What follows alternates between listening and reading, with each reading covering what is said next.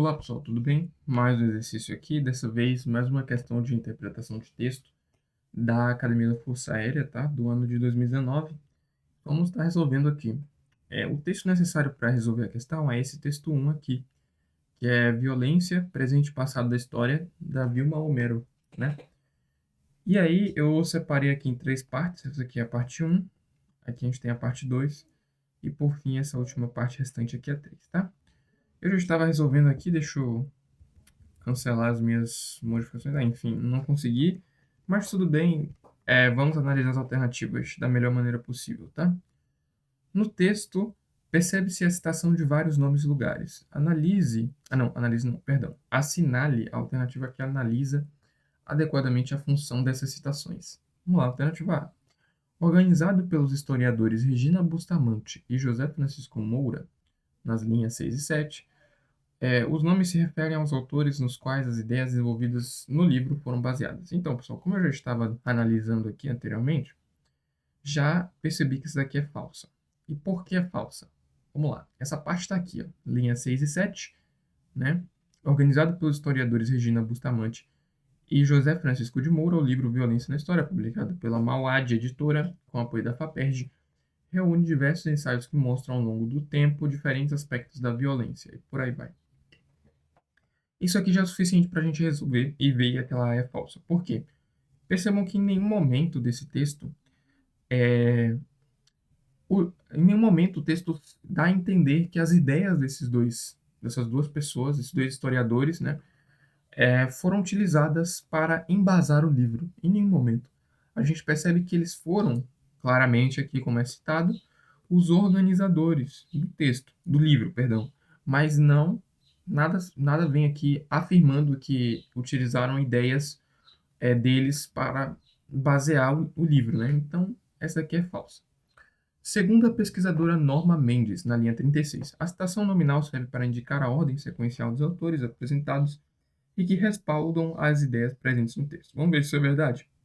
Tá aqui, eu já até marquei.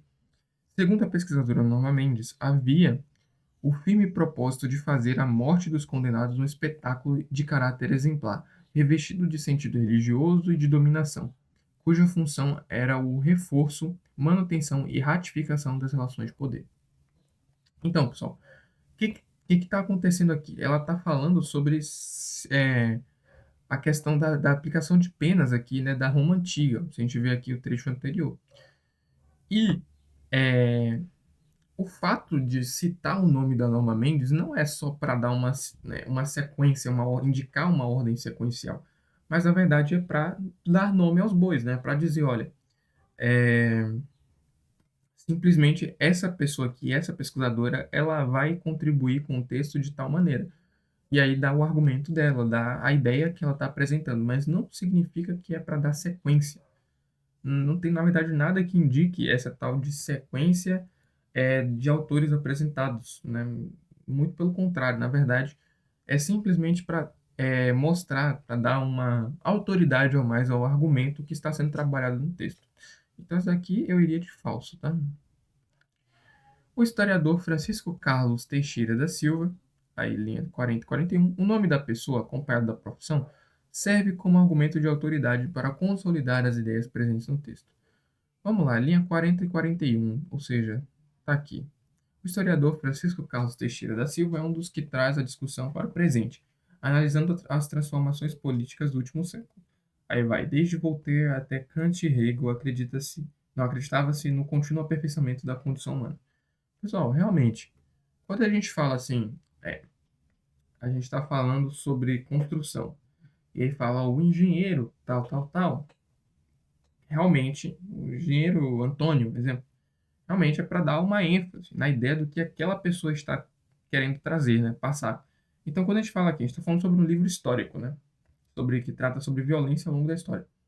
E aí você traz um historiador, claramente, isso vai ser um argumento de autoridade. O argumento desse historiador, ele deve ser utilizado como uma forma de dar mais respaldo ao texto, né? Então, argumento do autor, né? Então, portanto, isso daqui é ser verdade.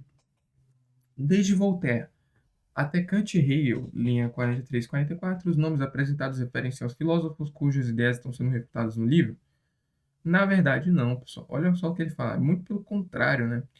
Desde Voltaire até Kant e Hegel, acreditava-se no contínuo aperfeiçoamento da condição humana como uma marcha inexorável em direção à razão. O Holocausto, perpetrado em um dos países mais avançados e cultos à época, deixou claro que a luta pela dignidade humana é um esforço contínuo, pior de tudo, lento.